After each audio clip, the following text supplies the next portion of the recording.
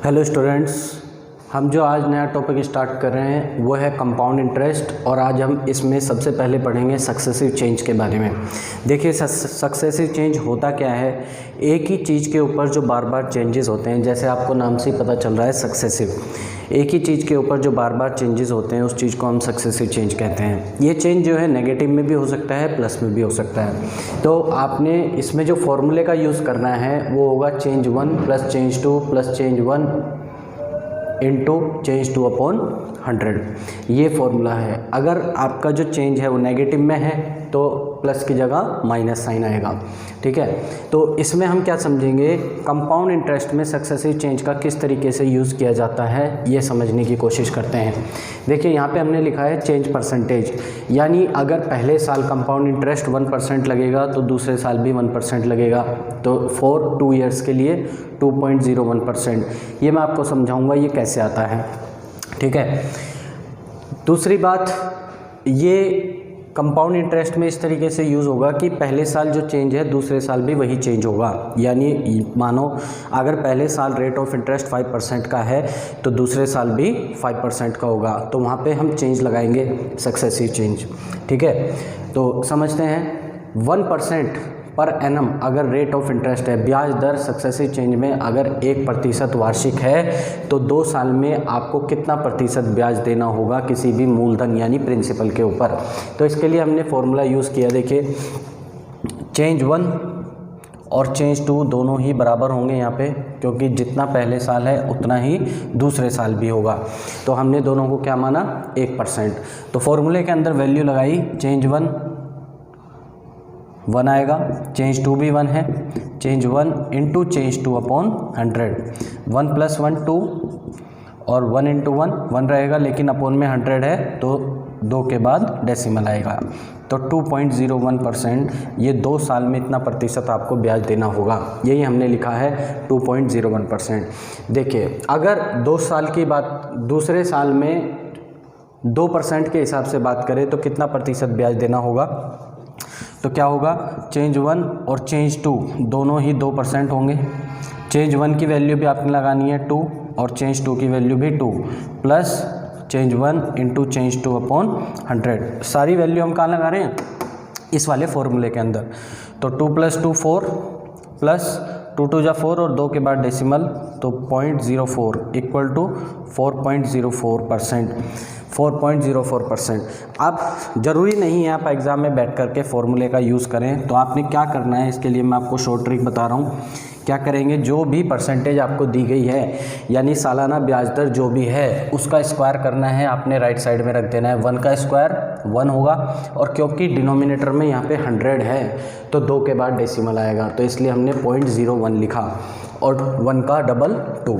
ऐसे ही 2% अगर सालाना है तो 2 साल में कितना परसेंट CI जाएगा, 2 का स्क्वायर 4, जिसको हमने क्या लिखा 0.4, और 1 के बाद डेसिमल लगा दिया क्योंकि डिनोमिनेटर में 100 है। 2 का डबल इधर 4 आ जाएगा, यानी आपने लेफ़्ट साइड पे तो क्या रखना है डबल, और राइट साइड पे square.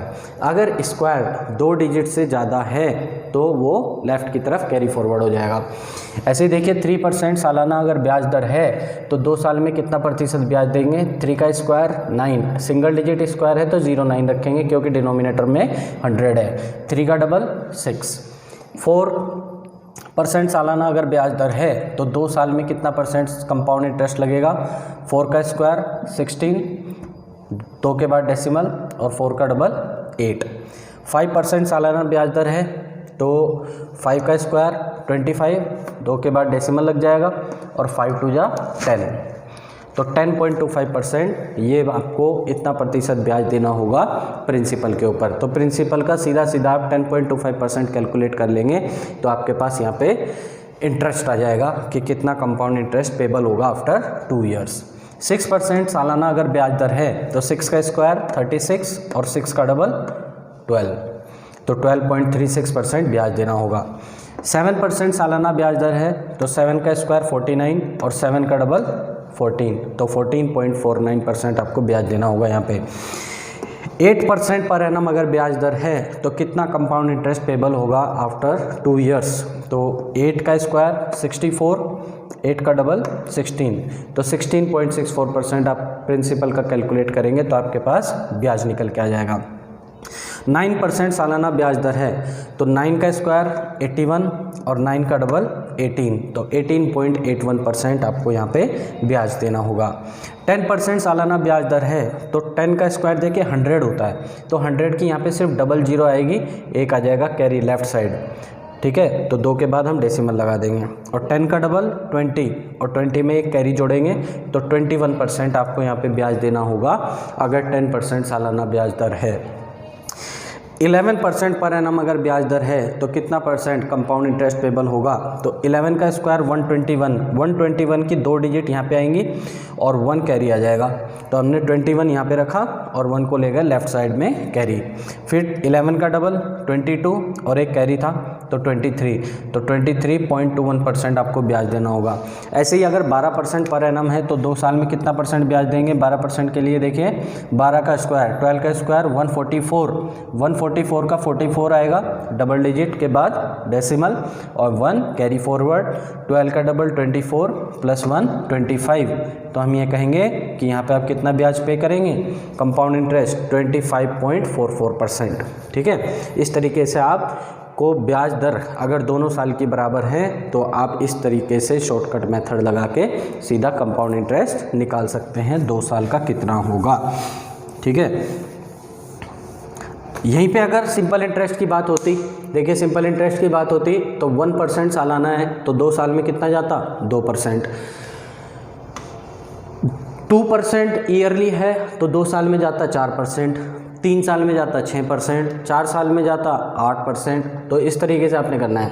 3% yearly rate of interest है तो सिंपल इंटरेस्ट कितना जाएगा 3 का डबल, 2 साल में डबल हो जाएगा यानी 6% जाएगा, 3 साल में 9% जाएगा, ठीक है। 4% पर एनम अगर रेट ऑफ इंटरेस्ट है तो सिंपल इंटरेस्ट कितना जाएगा 2 साल का 8%, ठीक है। तो इसी में कई बार आपके पास क्वेश्चन आ जाता है कि what is the difference of CI and SI for 2 years.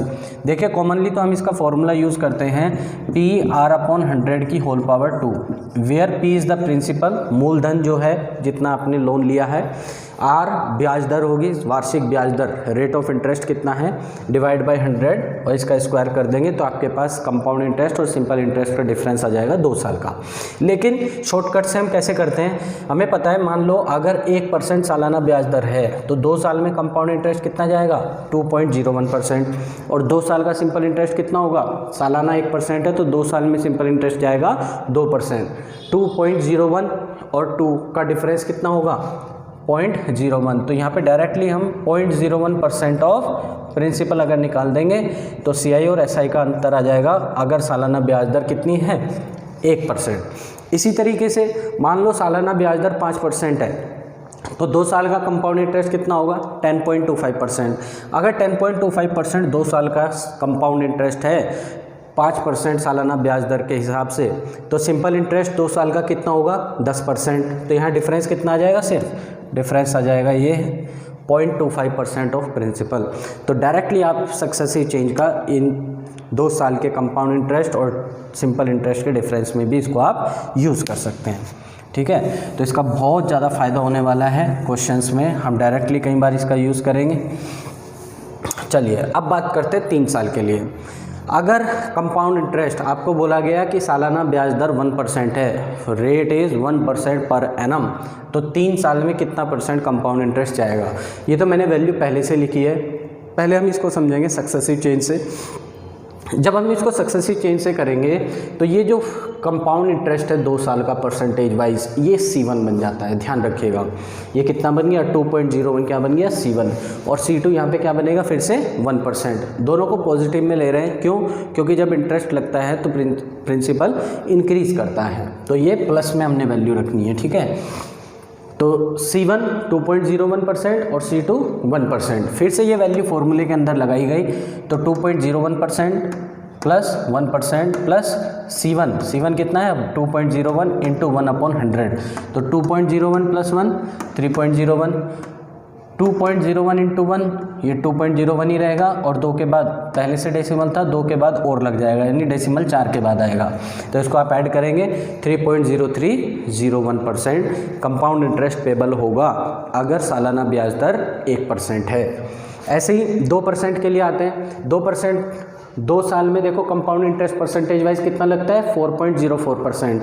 तो यहाँ पे 4.04 को आप 1 मानेंगे C1, और C2 किसको मानेंगे, इसको 2% को।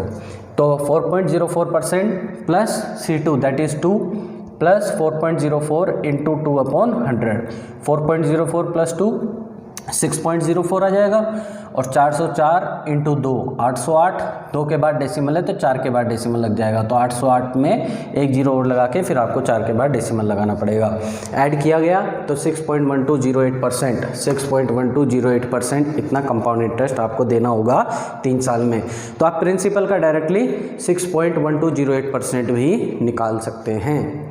चलिए 3% के लिए आते हैं। 3% के लिए C1 क्या बनेगा, 6.09%, और C2 3%, तो 6.09 प्लस 3, 6.09 इंटू 3/100, ये 9.09 हो जाएगा ऐड होके, और 6.09 इंटू 3 आप करेंगे तो 1827 ये आ जाएगा। 4 के बाद डेसिमल होगा क्योंकि 2 पे तो यहाँ पहले से था और डिनोमिनेटर में 100 है, तो ये डेसिमल को 2 प्लेस और लेफ़्ट की तरफ खिसका देगा। इसको आपने ऐड किया तो 9.2727% ये कंपाउंड इंटरेस्ट पेबल होगा आपको प्रिंसिपल के ऊपर 3 साल में, अगर सालाना ब्याज दर 3% की है। 4% के हिसाब से देखते हैं 3 साल में कितना परसेंट कंपाउंड इंटरेस्ट आपको देना होगा। तो यहाँ पे 2 साल का कंपाउंड इंटरेस्ट कितना होगा, 4% सालाना के हिसाब से 8.16%, तो 8.16% यहाँ पे क्या हो जाएगा C1, और C2 होगा फिर 4%, C2 का 4% रखेंगे, 8.16 इंटू 4/100, तो C1 प्लस C2 इनको ऐड करके कितना आया 12.16, और 8.64 इंटू 4 किया तो ये आ जाएगा 3264। 2 के बाद डेसिमल पहले से था, 2 के बाद और लगेगा क्योंकि डिनोमिनेटर में 100 है। इनको ऐड किया गया तो बना 12.4864%। तो 3 साल में अगर 4% सालाना ब्याज दर है तो कंपाउंड इंटरेस्ट कितना देना पड़ेगा, 12.4864%। तो आप प्रिंसिपल का डायरेक्टली 12.4864% कैलकुलेट कर सकते हैं, तो आपके पास 3 साल का कंपाउंड इंटरेस्ट आ जाएगा। चलिए 5% सालाना ब्याज दर के हिसाब से 3 साल में कितना कंपाउंड इंटरेस्ट पेबल होगा ये समझते हैं। यहाँ पे हमें पता है 5% सालाना है तो 2 साल में ब्याज कितना जाएगा, 10.25% जाएगा प्रिंसिपल का। तो C1 माना 10.25 को, C2 मानेंगे 5 को, फिर C1 इंटू C2/100 इनको ऐड किया गया 15.25, और इनको मल्टीप्लाई करके 2 के बाद और डेसिमल बढ़ा देंगे तो 0.5125, तो ये बन जाता है 15.7625। इसके लिए फिर मैं आपको एक चीज़ बता रहा हूँ, इसको भी आप बार बार नहीं लगाएंगे पेपर में, क्योंकि आप अगर फिर से फॉर्मूले का यूज़ करेंगे तो आपकी कैलकुलेशन टफ हो जाएगी। तो इसके लिए मैं आपको एक शॉर्टकट बता रहा हूँ, उसको समझिएगा। 3 साल के लिए जब हम कंपाउंड इंटरेस्ट निकालते हैं तो क्या फॉर्मूला यूज़ करेंगे, देखिए 5% मान लेते हैं सालाना ब्याज दर है 5% के लिए, तो 5% को आपने 3 बार लिखना है, ठीक है। फिर इसकी पावर करनी है, पावर कितनी करनी है, 1, 2 एंड 3। पहले वाले को इंटू 2 करना है, दूसरे वाले को इंटू 3, सॉरी पहले वाले को भी इंटू 3 करना है और दूसरे वाले को भी इंटू 3 करना है। तीसरे वाले को आप किसी से मल्टीप्लाई नहीं करेंगे। तो क्या करना है, 5 का क्यूब कितना होगा, 5 का क्यूब होता है 125, तो 125 का सिर्फ 25 आएगा और कैरी जाएगा 1। सिर्फ यहाँ पे 2 डिजिट आएंगी, क्योंकि जब आप एक बार में सक्सेसिव चेंज लगाते हैं तो क्या आता है, 2 के बाद डेसिमल आता है ना। फिर 3 साल के लिए करेंगे तो 4 के बाद डेसिमल आ जाता है, क्योंकि फिर से आप सक्सेसिव चेंज का यूज़ कर रहे हैं, फिर से डिनोमिनेटर में 100 आता है।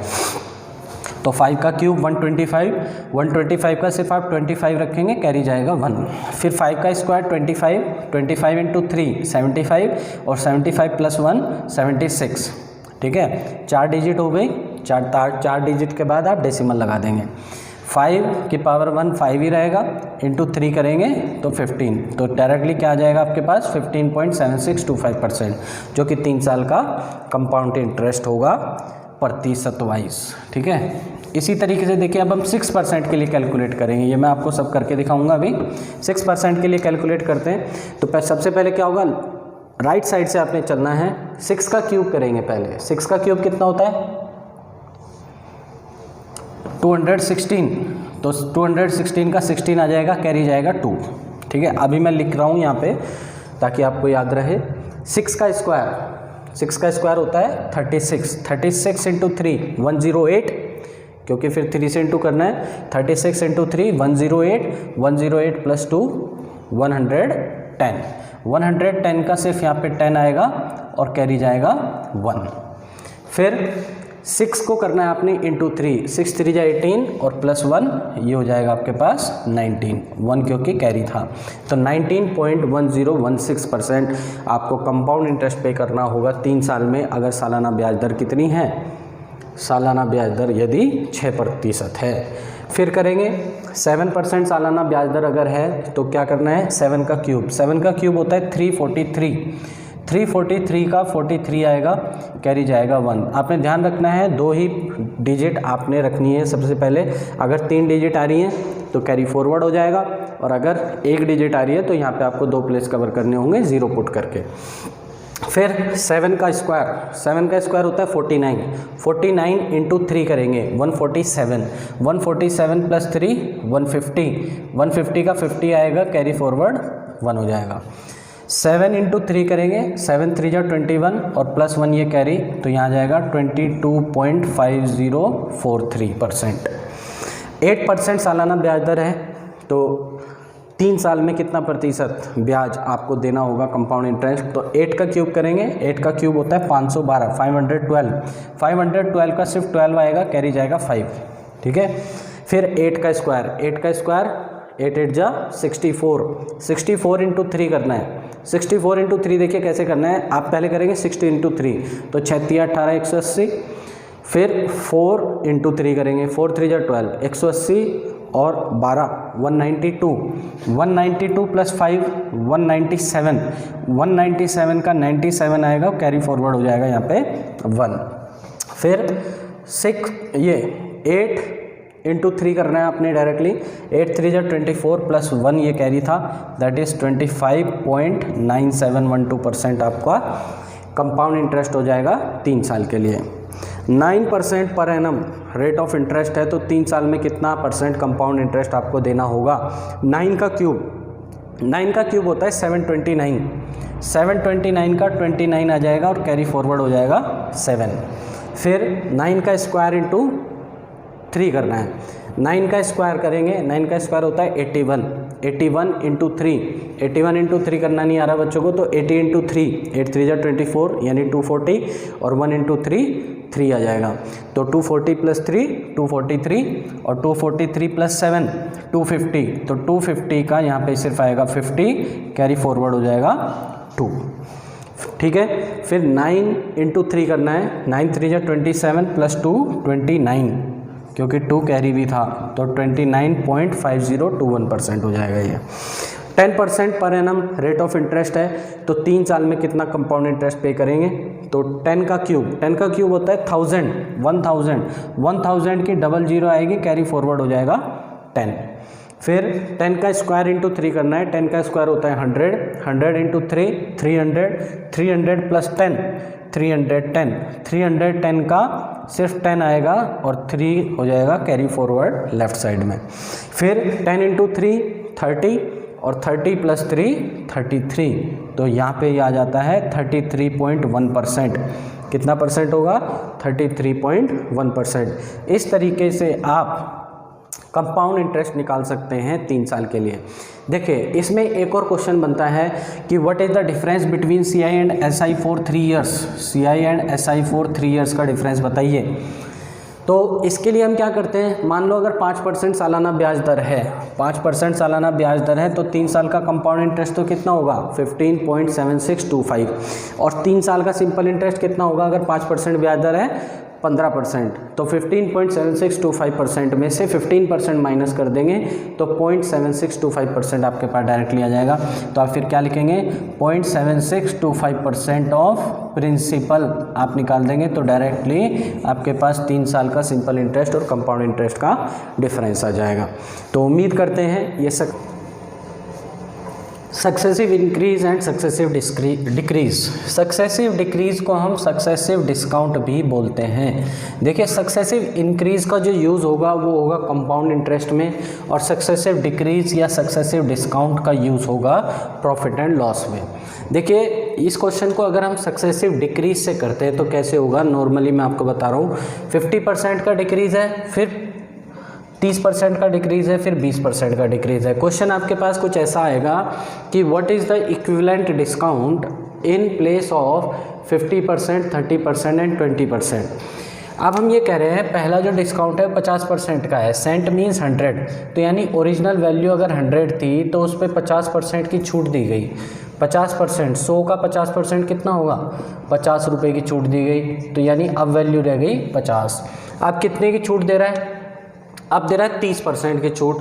50 पे देगा अब 30% की छूट। 50 का 30% कितना होगा, 15, यानी 50 पे एक तरीके से 15 रुपये की और छूट दे दी, तो वैल्यू हो गई 35। अब 35 पे फिर अगला डिस्काउंट कितना है, 20% का। 35 का 10% होता है 3.5, तो 20% कितना हो जाएगा, 7। तो 35 पे 7 की और छूट हो गई, तो वैल्यू कितनी रह गई, 28। यानी ये वैल्यू है फाइनल वैल्यू और ये थी इनिशियल वैल्यू जो शुरुआत में थी। ठीक है, तो क्या कह रहे हैं यहाँ पे 100 वैल्यू थी, अब 28 हो गई, तो डिस्काउंट कितने का आया, डिस्काउंट आया 72 का। तो यही इसने पूछा था कि इक्विवेलेंट डिस्काउंट कितना होगा इन प्लेस ऑफ 50%, 30% एंड 20%। तो हम कह रहे हैं छूट हो रही है 72 रुपये की, किस पे, 100 रुपये पे, इंटू 100, तो कितना आया ये 72% का डिस्काउंट देना होगा। यानी या तो आप 3 डिस्काउंट दे लो, 50%, 30% और 20% के, या इसके प्लेस पे एक ही डिस्काउंट अगर आप अपने कस्टमर को देना चाहते हैं तो वो डिस्काउंट कितने परसेंट का होगा, 72% का। अगला क्वेश्चन है, देखिए वैल्यू को इंटरचेंज करने से भी क्वेश्चन बदल जाता है, इसलिए मैंने ये रखा है यहाँ पे कि मैंने 20% को शुरुआत में रख दिया, 50% को बीच में और 30% को लास्ट में। अब देखिएगा 100% ओरिजिनल वैल्यू थी 100, अब इस पे 20% की छूट दी गई, 100 का 20% 20 रुपये, यानी वैल्यू रह गई कितनी, 80। अब 80 पे दे रहा है 50% की छूट, 80 पे 50%, 80 का 50% यानी 1/2 कितना होता है, 40, तो यानी वैल्यू रह गई 40 रुपये। 80 में से 40 गए, 40 बच गई। 40 पे 30% की छूट, 40 का 10% होता है 4, तो 30% होगा 12, तो 40 पे 12 रुपये की छूट हो गई, तो वैल्यू रह गई 28। 40 पे 12 की छूट, वैल्यू रह गई 28, तो 100 से 28 हो गई, तो कितना आया ये, यहाँ पे भी 72% एक तरीके से सेम क्वेश्चन है, 72/100 इंटू 100, तो कितना आया 72% का एक डिस्काउंट यहाँ पे भी आप ऑफर कर सकते हैं। दूसरा, इसको अगर हम सक्सेसिव चेंज से करते तो सक्सेसिव चेंज से कैसे होता, देखिए फॉर्मूला लगाते हैं change 1 plus change 2 plus change 1 into change 2 upon 100। क्या कह रहे हैं, पहला डिस्काउंट है 20% का, तो डिस्काउंट क्या होता है, नेगेटिव में आएगी ये वैल्यू, तो -20, फिर -50, -20 इंटू -50 अपॉन 100। क्लियर, -20 -50 ये हो जाएगा -70, माइनस माइनस प्लस, ये 00 से 00 कैंसिल आउट, 5 2 जा 10, तो 70 में से 10 माइनस हो गए तो रह गया 60। यानी अगर सिर्फ 20 और 50 की बात होती तो 60% का डिस्काउंट होता। एक और डिस्काउंट है 30% का। अब इस 60 को C1 मानेंगे और C2 मानेंगे किसको, 30% को, और डिस्काउंट की बात चल रही है तो वैल्यू नेगेटिव में लगेगी। ठीक है, फिर से फॉर्मूले के अंदर वैल्यू रखते हैं, -60 -30 -60 इंटू -30 अपॉन 100, ये 00 से 00 कैंसिल आउट, 60 -30 माइनस माइनस के हैं दोनों, तो ये 90 हो जाएगा, माइनस माइनस प्लस 6 3 जा 18, तो -90 और +18, तो माइनस का 72%, यानी जो डिस्काउंट है वो 72% का होगा। यानी कोई चीज़ अगर 100 रुपये की थी तो अब 72 रुपये कम होकर के 28 रुपये की बिकेगी। अब इसका शॉर्टकट समझ लो किस तरीके से आप इसको यूज़ कर सकते हैं। पहला डिस्काउंट था 20% का, दूसरा डिस्काउंट है 50% का, और तीसरा डिस्काउंट है 30% का। 20% कितना होता है? 20% होता है 1/5, यानी ओरिजिनल वैल्यू अगर 5 थी तो उस पर 1 घटाना है आपने। 50% कितना होता है फ्रैक्शन में? 1/2, यानी ओरिजिनल वैल्यू 2 थी तो उस पर भी 1 घट रहा है। 30% डिस्काउंट का मतलब 30% होता है 3/10, यानी ओरिजिनल वैल्यू अगर 10 थी तो उस पर भी 3 घट रहा है। तो हम ये कह रहे हैं इनिशियल वैल्यू और ये फाइनल वैल्यू। इनिशियल वैल्यू 20% के हिसाब से इनिशियल अगर 5 थी तो 1 की कमी होकर के तो अब 4 रह जाएगी। 50% डिस्काउंट का मतलब 1/2 फ्रैक्शन, यानी इनिशियल वैल्यू अगर 2 थी तो उसमें 1 की कमी होगी तो फाइनल 1 रह जाएगी। 30% का मतलब 3/10 फ्रैक्शन, यानी इनिशियल वैल्यू अगर 10 थी तो उस पर 3 की कमी, तो अब कितने हो जाएगी? 7। वर्टिकल कॉलम वाइज अगर कुछ भी कॉमन है तो उसको कैंसिल कर लो। 2 कॉमन आ रहा है तो 2 1 जा 2, 2 2 जा 4, तो कितना हुआ? 10 5 जा 50 और 7 2 जा 14। इनिशियल वैल्यू अगर 50 थी तो फाइनल वैल्यू कितनी हो गई? 14 हो गई। तो डिफरेंस देखते हैं कितना आया। डिफरेंस आया 36 का। 36 का डिफरेंस आ रहा है 50 पे, यानी अगर 50 रुपये इनिशियल वैल्यू होगी तो 36 रुपये की छूट देनी पड़ेगी और 14 रुपीज़ की वो बिकेगी। तो क्या कह रहे हैं? डिस्काउंट कितना हो गया? 36 रुपये का हो रहा है 50 पे इंटू 100, 50 से 2 टाइम्स और 36 इंटू 2 72%। तो हमें साफ समझ आ गया कि यहाँ पे कितना परसेंट का डिस्काउंट होगा? 72% का।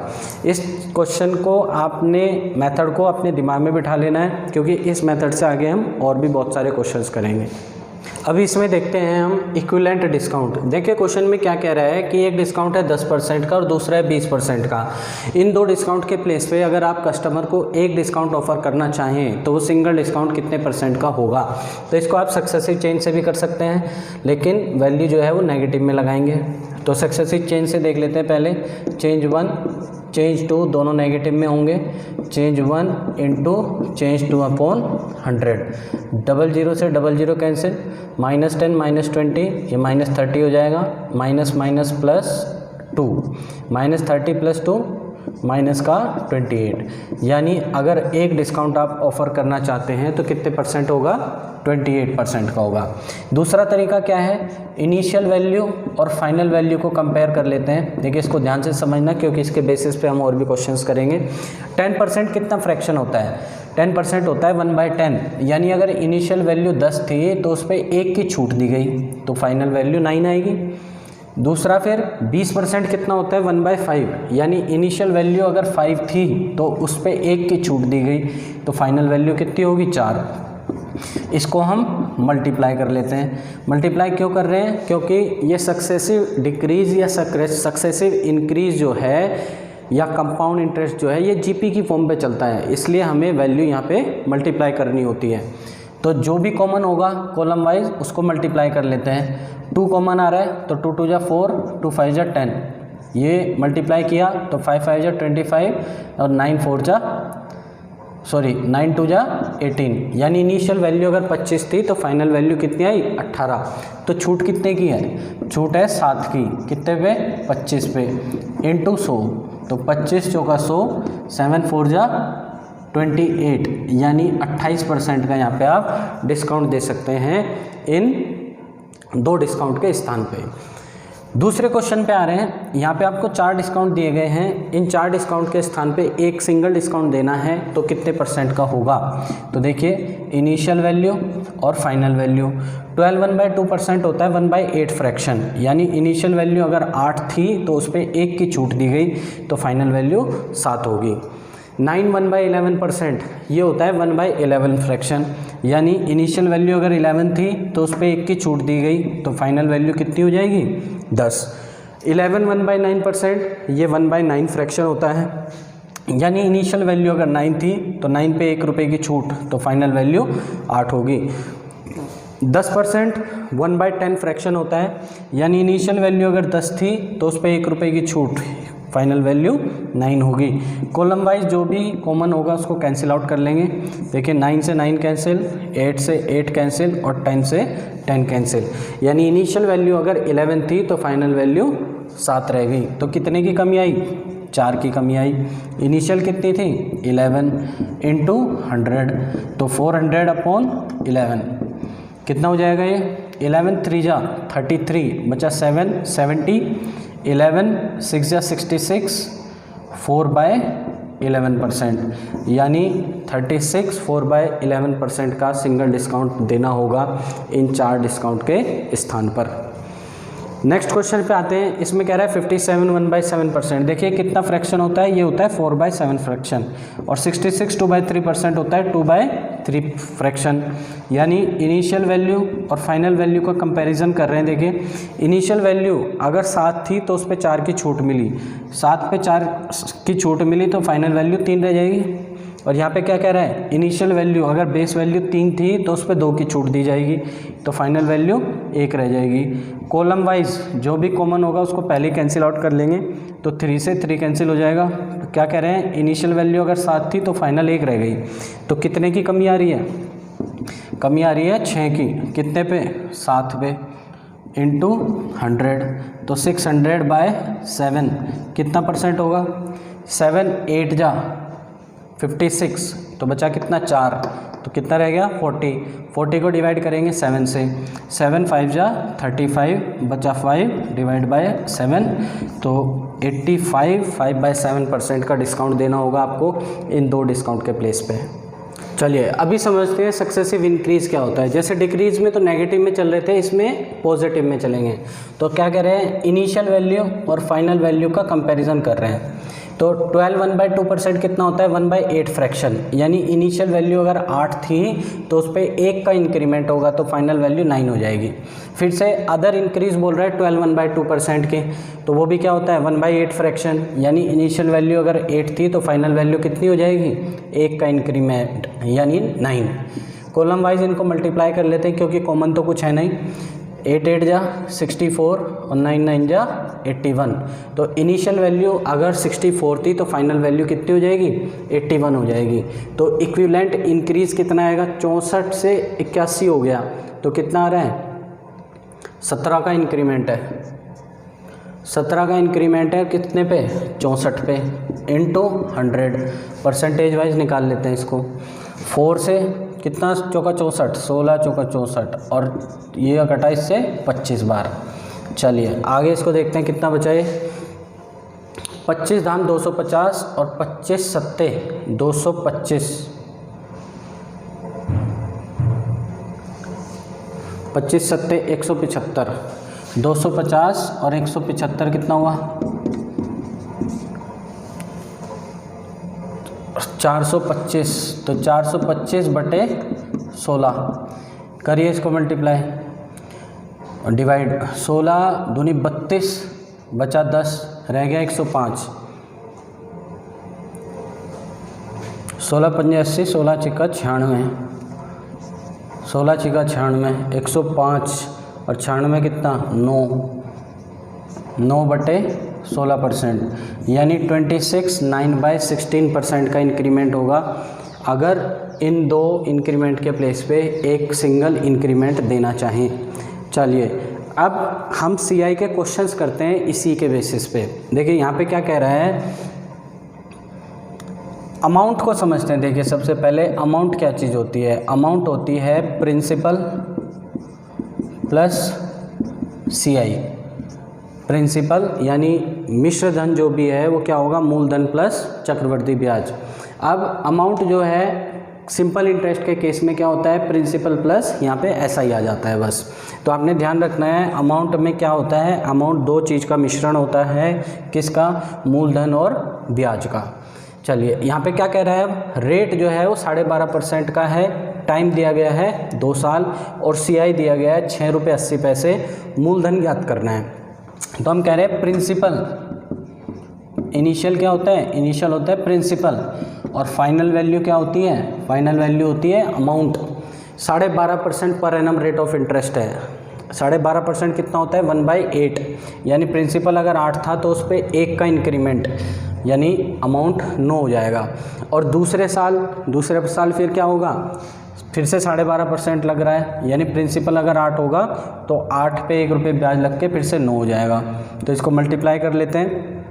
8 8 64 अगर प्रिंसिपल था तो 81 क्या हो जाएगा अमाउंट, और देखिए अगर अमाउंट में से प्रिंसिपल माइनस कर दें तो हमारे पास क्या आ जाता है, अमाउंट में से प्रिंसिपल माइनस कर दें, देखिए अमाउंट में से अगर प्रिंसिपल को माइनस कर दें तो क्या आ जाएगा, CI। तो CI कितना आ रहा है यहाँ पे, इन दोनों का डिफरेंस, दैट मीन्स 17 यूनिट एक तरीके से ये CI है। तो 17 यूनिट कितने के बराबर होगा, 6 रुपये 80 पैसे के। डेसिमल हटाएं यहाँ से, अपॉन में 100, 0 से 0 कैंसिल, 17 चौका 68, तो 4/10 यानी 1 यूनिट कितने के बराबर है, 1 यूनिट बराबर है 4/10 रुपीज़ के, क्योंकि 4/10 ये आ रहा है। अब प्रिंसिपल कितना था, देखिए प्रिंसिपल था 64 यूनिट, तो प्रिंसिपल कितना था 64 यूनिट। 64 यूनिट यहाँ से कितना आ जाएगा, 64 × 4/10, तो इसको मल्टीप्लाई कर लेते हैं, कितना आएगा, 6 चौक 24, 240 और 4 चौक 16, 240 और 16 256, 256 अपॉन में 10 है तो एक के बाद डेसिमल आ जाएगा, तो 25 रुपये 60 पैसे क्या होगा, प्रिंसिपल होगा इस क्वेश्चन में। तो आप देख पा रहे हैं किस तरीके से हम क्वेश्चन को सोल्व कर रहे हैं। अब देखिए कई बच्चे क्या लगाते हैं, फॉर्मूला लगाते हैं कि amount equal to P1 + R/100 की पावर n। इस फॉर्मूले का यूज़ करेंगे तो क्या होगा, यहाँ पे रेट क्या है 12.5% और यहाँ पे R लगाओगे 12.5%, तो आपकी कैलकुलेशन टफ हो जाएगी। यानी जब भी फ्रैक्शन में वैल्यू आएगी ये फॉर्मूले क्या होते हैं, आपके लिए प्रॉब्लम खड़ी कर देते हैं। तो यहाँ पे आपको ट्रिक्स का यूज़ करना होता है। क्वेश्चन नंबर 8 पे आ रहे हैं, इसमें आपको प्रिंसिपल फाइंड करना है। रेट दिया गया है 16.2/3% पर एनम, यानी हर साल 16 सही 2/3% आपको ब्याज पे करना होगा 100 रुपये के ऊपर। टाइम 2 वर्ष, CI भी यहाँ पे कैलकुलेट करना है, और अब आपको अमाउंट दे रखा है 1470 रुपये। तो हम कह रहे हैं प्रिंसिपल और अमाउंट देखते हैं, बात हो रही है 2 साल की। 16.2/3% फ्रैक्शन कितना होता है, ये होता है 1/6, यानी प्रिंसिपल अगर 6 था तो 6 पे 1 रुपये ब्याज लगेगा, तो अमाउंट होना चाहिए 1 साल का 7। दूसरे साल फिर देगा तो प्रिंसिपल अगर फिर से 6 था तो इस पर फिर 1 रुपये ब्याज लगेगा, तो अमाउंट होगा 7। यानी मल्टीप्लाई करें, 6 6 जा 36 और 7 7 जा 49।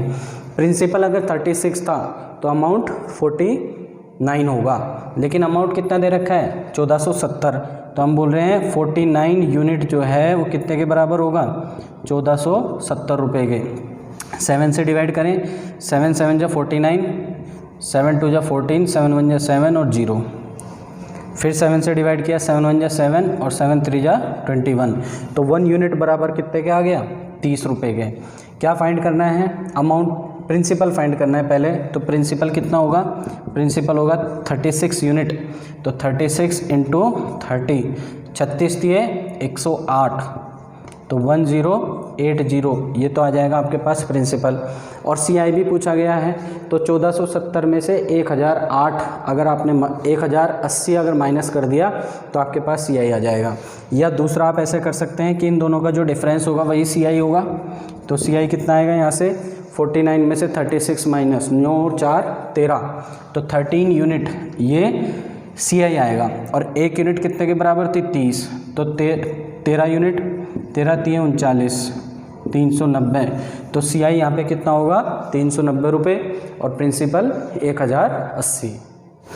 नेक्स्ट क्वेश्चन पे आते हैं, क्वेश्चन नंबर 9। इसमें कह रहा है अमाउंट बताइए और प्रिंसिपल भी बताइए। यदि ब्याज दर जो है वो 11 सही 1/9% वार्षिक है और समय है 2 वर्ष का, CI ऑफ सेकेंड ईयर दिया गया है 70 रुपये, दूसरे वर्ष का जो चक्रवृद्धि ब्याज है वो 70 रुपये दिया गया है। देखिए 11 1/9% क्या होता है, ये होता है 1/9 फ्रैक्शन।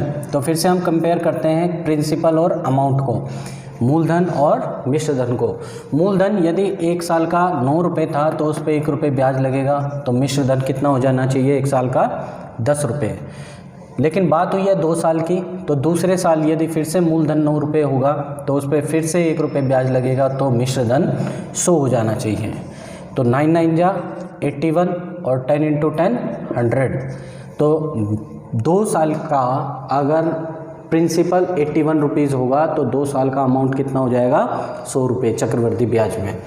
चलिए, अब इसने बोला क्या है, CI ऑफ सेकेंड ईयर। अब देखो यहाँ से हमें ये तो पता चल जाएगा कि CI कितना आ रहा है यहाँ से 19 यूनिट, बट दूसरे वर्ष का CI हम नहीं बता सकते। तो यहाँ पे आकर के ये वाला मेथड फ्लॉप हो जाता है। तो इसके लिए अब मैं सेकंड मेथड आपको बता रहा हूँ। रेट से लेकर के चलेंगे। रेट कह रहा है 11 1/9% पर एनम, और बात हुई है कितने साल की, 2 साल की। तो 2 साल की बात हुई है, तो यहाँ पे हम क्या करते हैं, प्रिंसिपल को क्या मान लेंगे, 9 का स्क्वायर, दैट इज़ 81। स्क्वायर क्यों किया, क्योंकि 2 साल की बात हुई है। 3 साल की बात होती तो 9 का यानी बेस वैल्यू का क्यूब करते। चलिए, first year and second year, ये 2 साल की बात हो रही है। पहले साल कितना ब्याज लगेगा, 1/9, किस पे, 81 पे। तो 81 का 1/9 कितना हुआ, 9 रुपीज़। दूसरे साल 81 पे 1/9 लगेगा, दैट मीन्स 9 रुपीज़। लेकिन जो पिछले साल का ब्याज है इसके ऊपर भी 1/9 लगेगा, तो 9 का 1/9 कितना होगा, 1 रुपये और लगेगा। इसने बोला है CI ऑफ सेकेंड ईयर। देखिए, ये तो CI है पहले साल का, और CI ऑफ सेकेंड ईयर कौन सा होगा, ये वाला। तो CI ऑफ सेकेंड ईयर कितना है, एक तरीके से 9 + 1 दैट इज़ 10 यूनिट। तो 10 यूनिट हम बराबर रख देंगे 70 रुपये के, तो 1 यूनिट बराबर हो जाएगा 7 रुपये के। प्रिंसिपल पूछा गया है, तो प्रिंसिपल कितना है, देखिए प्रिंसिपल 81 यूनिट। तो 81 यूनिट कितने के बराबर होगा, 81 × 7, तो 7 × 1 = 7, 7 × 8 = 56, तो 567 यहाँ पे क्या हो जाएगा, प्रिंसिपल। और अमाउंट क्या होता है, अमाउंट होता है प्रिंसिपल प्लस CI। तो प्रिंसिपल तो हमारे पास कितना है यहाँ पे 81, और CI कितना है, देखिए पहले साल का 9, दूसरे साल का 10, तो 10 और 9 19, तो 81 + 19, तो अमाउंट है हमारे पास एक तरीके से 100 यूनिट। तो 1 यूनिट कितने के बराबर आया था, 7 के, तो 100 यूनिट कितने के बराबर हो जाएगा, 1 यूनिट 7 के बराबर है, तो 100 यूनिट हो जाएगा 100 × 7 दैट इज़ 700 रुपीज़। तो इस तरीके से इस मेथड से हम निकाल सकते हैं कि अमाउंट 700 रुपये आएगा और प्रिंसिपल 567 रुपीज़ आएगा। क्लियर है ये बातें। तो इस मेथड को भी आपने सीखना है। ये मेथड वहाँ तक अप्लाई आप कर सकते हैं जहाँ तक आपको कंबाइंड ब्याज निकालना है 2 साल का या 3 साल का।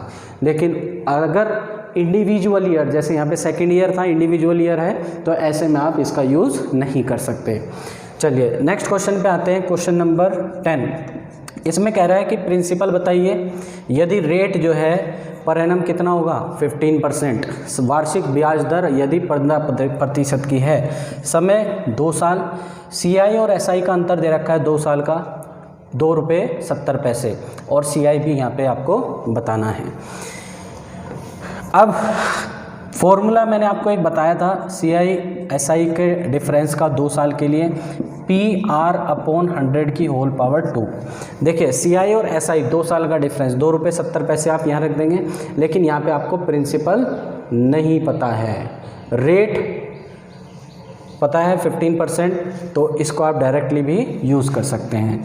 2 रुपये 70 पैसे आपने डिफरेंस को यहाँ रखा, प्रिंसिपल निकालना है, रेट 15% बटे 100, डेसिमल हटा, अपॉन में 100 आ जाएगा, 270/100 = P 15/100 × 15/100, क्योंकि स्क्वायर है, ये 00 से 00 कैंसिल, 3 5 × 15 और 3 9 × 27, अगेन 3 5 × 15 और 3 3 × 9, 5 पंजे 25, 25 काट देगा इस 100 को, 25 चौका 100 और 4 तिये 12, यानी प्रिंसिपल आया 120 रुपये।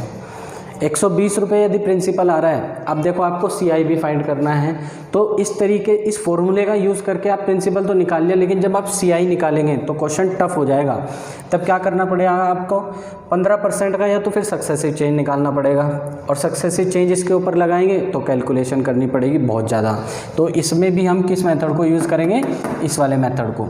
15% को देख लेंगे, 15% कितना फ्रैक्शन होता है, 15% होता है 3/20 फ्रैक्शन, ठीक है, यानी प्रिंसिपल अगर 20 था तो हर साल इस पर 3 रुपये ब्याज लगना चाहिए।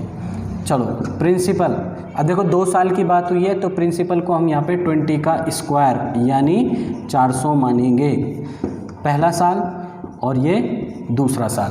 पहले साल क्या होगा, 3/20 लगेगा 400 पे, 400 का 3/20, 400 का 3/20, देखो 20 से 400 जाएगा 20 टाइम्स, 20 इंटू 3 दैट इज़ 60। दूसरे साल फिर से 3/20 लगेगा 400 के ऊपर, यानी 60 रुपये तो लगेगा ही लगेगा, और जो पिछले साल का 60 रुपये ब्याज है उसके ऊपर भी 3/20 लगेगा। तो 60 को डिवाइड करेंगे 20 से तो 3 टाइम्स और 3 3 जा 9, यानी ये वाला जो ब्याज हुआ ये तो दूसरे साल का CI है और ये पहले साल का CI है। अब बोला क्या गया है, CI और SI का डिफरेंस। देखिए SI कौन सा होगा, SI होता है ये वाला जो रेक्टेंगल होगा ये SI होगा, ठीक है। SI हर साल बराबर होता है और हर साल किस पे लगता है, प्रिंसिपल पे लगता है। और CI क्या होगा, CI होगा ये बड़े वाला ब्रैकेट, ठीक है, इसको कहेंगे हम CI। तो अंतर कितना होगा, देखिए यहाँ पे पूरे बड़े वाले ब्रैकेट में से अगर ये ब्रैकेट हटाया जाए तो बचा कितना, 9।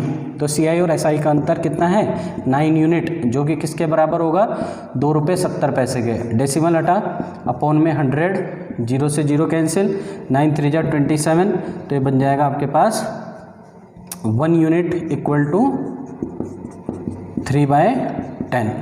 ये बात सबको क्लियर होनी चाहिए। अब हम यहाँ से CI भी निकाल सकते हैं और प्रिंसिपल भी निकाल सकते हैं। तो प्रिंसिपल देखिए कितना आ जाएगा, प्रिंसिपल आ जाएगा आपके पास 400 यूनिट। तो 400 यूनिट कितने के बराबर होगा, 400 इंटू 3/10, 0 से 0 कैंसिल, 4 तिये 12, यानी 120 रुपये प्रिंसिपल आ गया। फॉर्मूले से भी सेम ही आ रहा था, लेकिन यहाँ से अगर हम आगे CI निकालते तो टफ पड़ जाता है, इसलिए हम इस पे वर्कआउट करेंगे। तो देखिए CI कितना होगा, CI कितना आ जाएगा, ये पूरा वाला ब्रैकेट, तो 60 + 60 120 + 9 129 यूनिट। तो 129 यूनिट निकालना है आपने।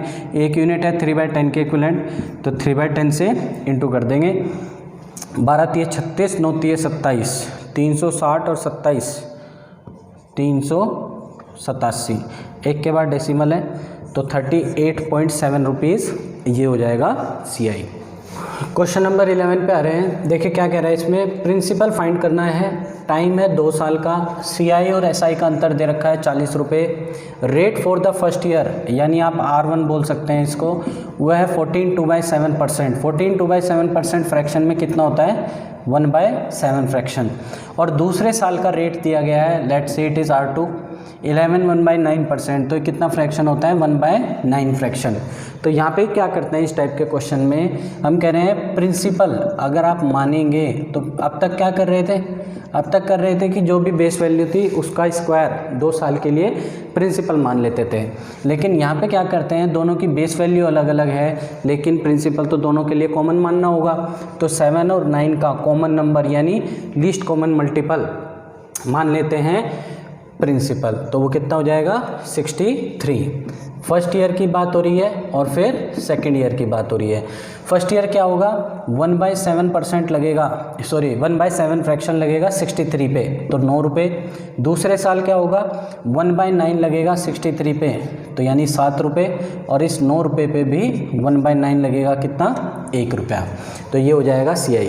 डिफरेंस कितना आएगा, देखिए ये वाला जो ब्रैकेट होता है, ये मैंने आपको बताया ये होता है SI, और जो पूरा ब्रैकेट होता है बड़ा वाला ये होता है CI। तो बड़े वाले ब्रैकेट में से छोटे वाले को माइनस करेंगे तो डिफरेंस क्या आएगा, ये तो 2 साल का जो डिफरेंस है एक तरीके से हम बोलेंगे वो 1 यूनिट है और कितने के बराबर है, 40 रुपये के बराबर है। अब क्या फाइंड करना है इसमें, प्रिंसिपल फाइंड करना है। तो प्रिंसिपल कितना मान के चले थे हम, 63 यूनिट। तो 63 यूनिट कितना होगा, 63 इंटू 40, 0 की 0 आ जाएगी, 6 चौक 24, 240 और 4 तिये 12, 252, यानी 2520 रुपये ये क्या होगा, यहाँ पे प्रिंसिपल आ जाएगा। तो आपने ध्यान रखना है जब भी रेट अलग अलग दिए गए हों तो जो बेस वैल्यू है उसका LCM हम प्रिंसिपल मान लेते हैं। चलिए नेक्स्ट क्वेश्चन पे आते हैं। क्वेश्चन नंबर 12, इसमें कह रहा है प्रिंसिपल इज़ 18,000 रुपीज़, रेट है 16/3% पर एनम, जो कि कितना होता है 1/6 फ्रैक्शन। टाइम दिया गया है 1 साल 73 दिन। अब देखिए इस टाइप के क्वेश्चन अक्सर एग्जाम में पूछे जाते हैं। यहाँ पे आपको CI भी बताना है। तो ये 73 दिन कौन से साल के हैं, 2 साल के, दूसरे साल के हैं।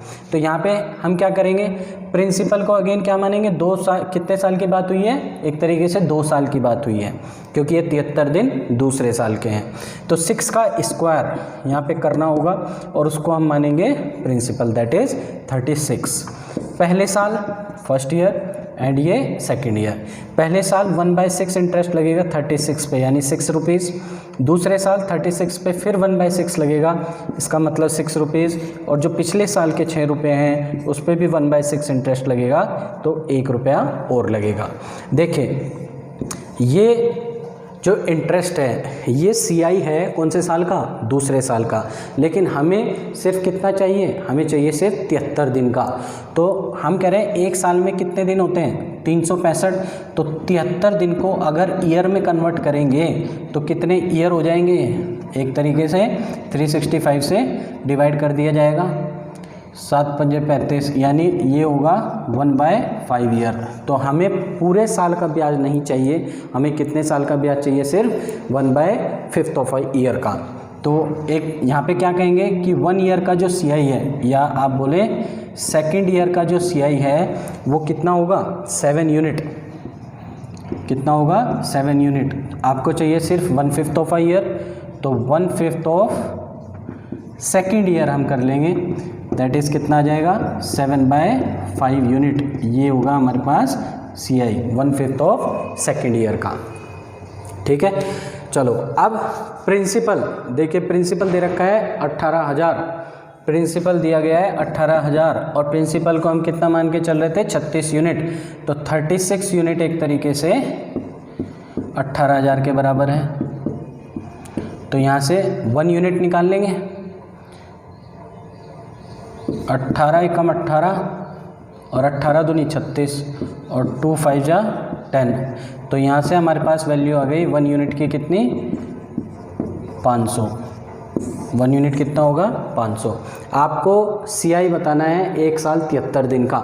देखिए ये तो हो गया 73 दिन का, तो 7/5 और पहले साल का कितना है 6। तो यहाँ से CI हमारे पास कितना आ जाएगा, 6 + 7/5।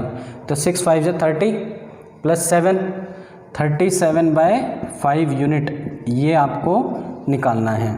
तो 37/5 यूनिट कितना हो जाएगा, क्योंकि एक यूनिट 500 के बराबर है, तो इंटू 500 कर लेंगे, 5 से 100, तो 3700 रुपीज़ यहाँ पे CI निकल के आएगा। कितने समय का, 1 साल 73 दिन का। तो आपने ध्यान रखना है कि ये 73 दिन जो हैं ये दूसरे साल के दिन हैं। तो यहाँ पे हमें 2 साल लेकर के चलना पड़ेगा और प्रिंसिपल को 6 का स्क्वायर दैट इज़ 36 मानना पड़ेगा। फिर हमें ये पता है कि 1 साल में 365 दिन होते हैं, तो 73 जो है 365 का कितना है, तो 73 365 का कितना है, 1/5 है। तो 1/5 ऑफ अ ईयर का आपको ब्याज चाहिए। टोटल सेकेंड ईयर का ब्याज आपने देखा 7 यूनिट था CI, तो आपको चाहिए सिर्फ 1/5 ऑफ सेकेंड ईयर। तो 7/7 यूनिट का हमने क्या कर दिया, 1/5 कर दिया। तो 73 दिन का ब्याज क्या होगा, वो 7/5 यूनिट होगा। तो पहले साल का 6 यूनिट और 1/5 ईयर का यानी 73 डेज़ का 7/5 यूनिट। तो 6 + 7/5 37/5 यूनिट हमारे पास इंटरेस्ट आया और 1 यूनिट की वैल्यू हमने प्रिंसिपल से निकाल ली, क्योंकि प्रिंसिपल था 36 यूनिट और दिया गया था 18,000 के बराबर। तो 36 यूनिट 18,000, तो 1 यूनिट 500। इस तरीके से 37/5 यूनिट कितना हो जाएगा, इंटू 500 करके 3700 रुपये यानी 3,700 रुपये CI आ जाएगा 1 साल 73 दिन का।